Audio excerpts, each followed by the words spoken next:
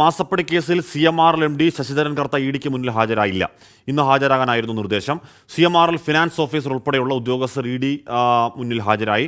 കേരളത്തിലെ ഇഡി കേസുകൾ വിശകലനം ചെയ്യാൻ കൊച്ചിയിലെ ഉന്നത ഇഡി ഉദ്യോഗസ്ഥരുടെ യോഗം ചേർന്ന് വിവരങ്ങളുമായി വിനിത.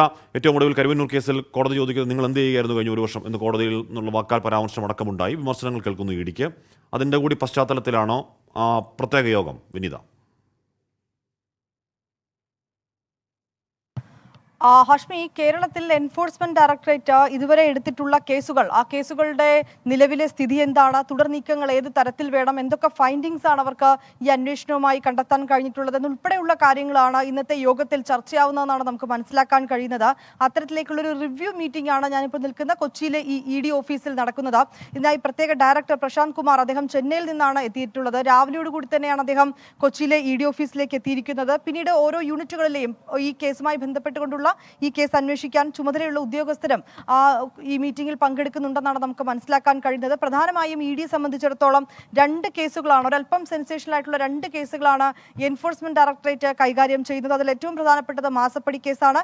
പിന്നീടുള്ളത് കരുവന്നൂർ കേസാണ്. ഹാഷ്മി സൂചിപ്പിച്ചതുപോലെ ഈ കരുവന്നൂർ കേസിൽ കോടതിയുടെ ഭാഗത്തു നിന്നൊക്കെ ഉണ്ടായ ചില പരാമർശങ്ങൾ കൂടിയുണ്ട്. ഒപ്പം തന്നെ ഈ കേസുമായി ബന്ധപ്പെട്ട് ഇതിനോടകം CPM-ലെ നിരവധി നേതാക്കളെയാണ് എൻഫോഴ്സ്മെന്റ് ഡയറക്ടറേറ്റ് തൃശൂർ ജില്ലാ സെക്രട്ടറി ഉൾപ്പെടെയുള്ള MM വർഗീസിനെ ഉൾപ്പെടെ ഇവിടെ വിളിച്ചു വരുത്തുകയും ചോദ്യം ചെയ്യുകയൊക്കെ ചെയ്തിട്ടുണ്ടായിരുന്നു.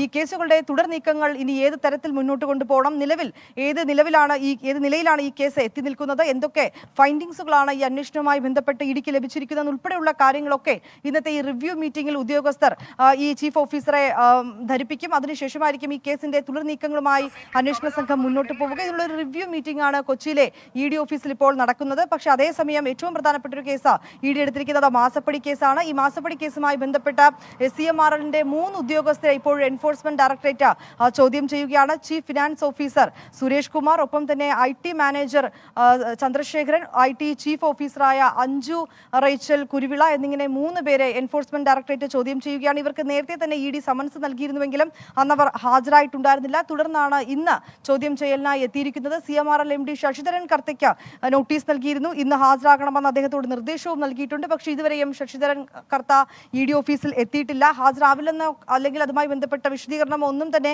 ഉദ്യോഗസ്ഥർക്ക് നൽകിയിട്ടില്ല എന്നും നമുക്ക് ഇ ഡി വൃത്തങ്ങളുമായി ബന്ധപ്പെട്ടപ്പോൾ അറിയാൻ കഴിയുന്നുണ്ട്. എന്താണെങ്കിലും ഈ ഓഫീസർമാരുടെ ചോദ്യം ചെയ്യൽ ഇപ്പോൾ പുരോഗമിക്കുന്നുവെന്നാണ് അറിയാൻ കഴിയുന്നത്. പ്രധാനമായും എക്സാലോജിക്കും CMRL-ഉം തമ്മിലുള്ള സാമ്പത്തിക ഇടപാടുകൾ, ഇത് സാധൂകരിക്കുന്നതിനുള്ള രേഖകൾ, ഒപ്പം തന്നെ ഈ സാമ്പത്തിക ഇടപാടുമായി ബന്ധപ്പെട്ടുകൊണ്ടുള്ള ഡോക്യുമെന്റുകളൊക്കെയാണ് ഹാജരാക്കാൻ ആവശ്യപ്പെട്ടിരിക്കുന്നത്. ഈ ഡോക്യുമെന്റുകളൊക്കെ ഇ ഡി വളരെ വിശദമായി പരിശോധിക്കും.